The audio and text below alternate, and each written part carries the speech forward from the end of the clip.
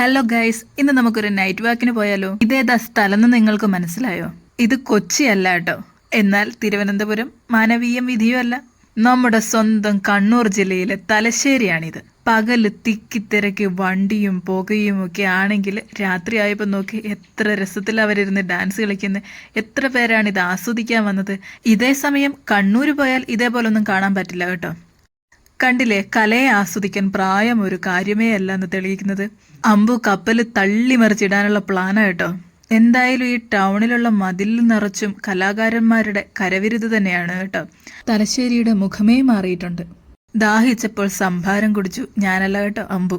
പിന്നെ ലൊട്ട കഴിച്ചു. ഈ ലൊട്ട എന്ന് പറഞ്ഞാൽ എല്ലാവർക്കും അറിയത്തുണ്ടാവില്ല, തലശ്ശേരിക്കാർക്ക് അറിയുമായിരിക്കും. എനിക്കും അറിയത്തില്ലായിരുന്നു. കഴിച്ചപ്പോൾ നല്ല ടേസ്റ്റ് തോന്നി. പിന്നെ നല്ല ഉപ്പിലിട്ട മാങ്ങ കഴിച്ചു.